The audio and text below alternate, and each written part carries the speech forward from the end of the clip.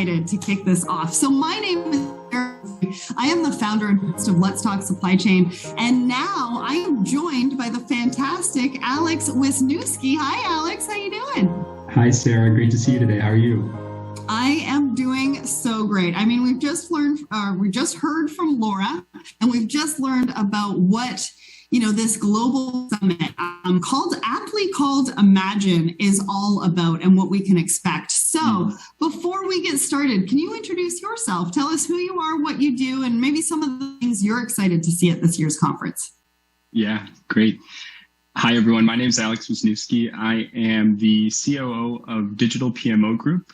We specialize in digital supply chain transformations. And this year at the Supply Chain Insights Global Summit, I'm helping Sara and Laura and the rest of the team on the social media side of the house. So I'll be helping run the Twitter and the LinkedIn accounts, as well as I'm working with some of the co-hosting here and kind of backing up Sara where she needs help, but she really doesn't need any. So really looking forward to working with you all. And really some of my interest in the summit this year specialize around digital transformation and really the intersection of data with supply chain and how companies and organizations optimize those two, design for those two, and really think about supply chain 2030 with more data than they have now, as opposed to how to just get their hands on what they have. So those are the tidbits I'm looking forward to this conference, Sarah.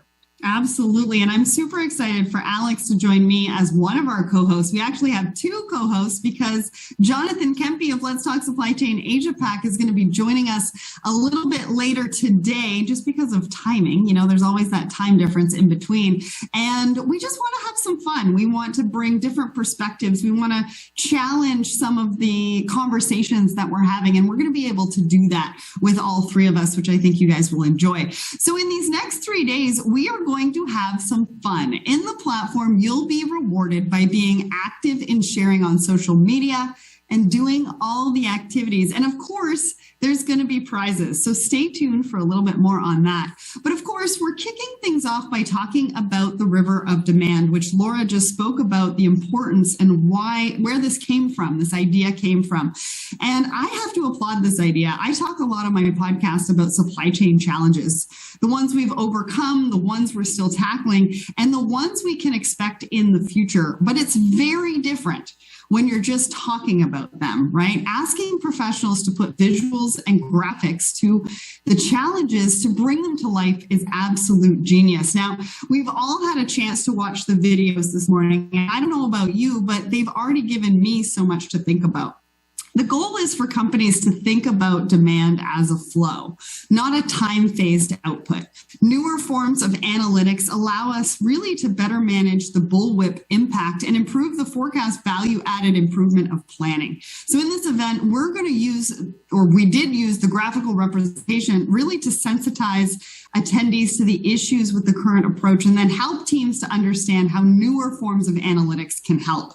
Now, we have some people who participated in it who are going to join us in just a few minutes to talk to us a little bit about what that process was like. And then we're going to go out into breakout rooms and you're going to be able to ask them all of your questions. We've got about 20 minutes for each breakout room.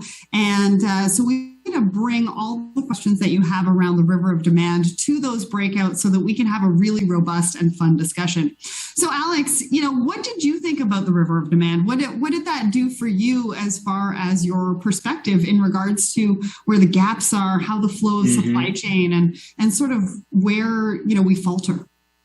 Yeah, my biggest takeaway was seeing how siloed some organizations operate. And I think a lot of people always talk about their data being siloed, but what that exercise illustrated to me was not only was it data, but the teams themselves, the processes that they have to get to an output of a demand plan, or whether that's an IBP process or however that fits in, it's a little muddled. It's not as clear as a lot of people say outside of just the data being dirty too. So that was probably my biggest takeaway, was seeing how the supply chain or the operations organizations, the marketing, the sales, none of them really were in a perfect flow. A lot of them were tributaries to different problems or different roadblocks in the way. And that was exciting to see, because those are opportunities for us to overcome. So that's how I look at that exercise. Well, and we want to hear from all of you, and we're going to have your poll in just a second. But I do want to go over this, the leaderboard, because I want you to all know what you're playing for. So remember, I want you to share your thoughts on the showcase. We're also going to be polling you over the course of the event with a variety of different polls. We're also going to be trivia, and there are prizes to be won along the way. And so all of your participation will win you points that will be included on a main leaderboard. And points mean prizes. So the first prize will be a free ticket to next year's event. I mean, who doesn't want that, right? Prize 2 is a 45-minute consultation session with Laura. Absolutely worth its weight in gold. And prize number 3 is an appearance on Laura's podcast. I mean, hopefully I'll be eligible for that one day. There will also be other little competitions throughout the event where you can win spot prizes, including supply chain merch, a signed copy of Laura's book, just so we all know what we're talking about here and what's on the line. And so make sure to listen out for those. Check the leaderboard section of the platform, and you're going to see what points are given for what participation. Plus, you'll see who is actually in the winner's circle throughout the duration of this discussion next couple of days. So let's get that poll up. What did you like most about the River of Demand showcase? So your first option is it changed my perspective. The second option is it validated my concerns. The third option, it brought challenges to life. And the fourth option, it inspired me and sparked fresh ideas.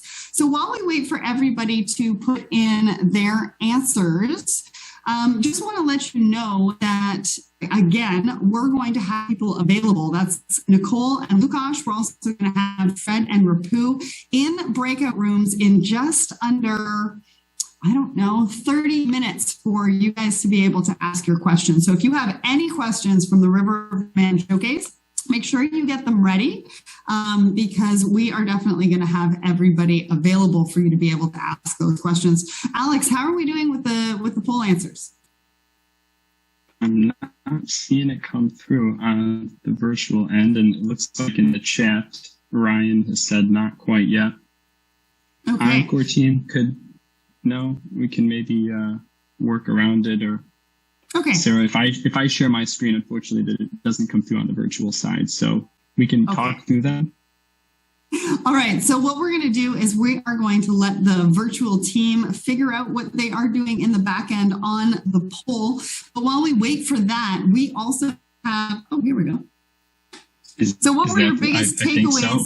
What were your biggest takeaways from the River of Demand? All right. We've got some answers here. We've got 58% of companies talking end to end, but there are many issues.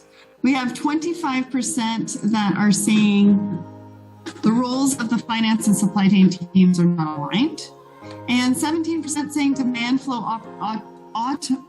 automation is an opportunity. All right. Well, that's great. Those were some really good answers.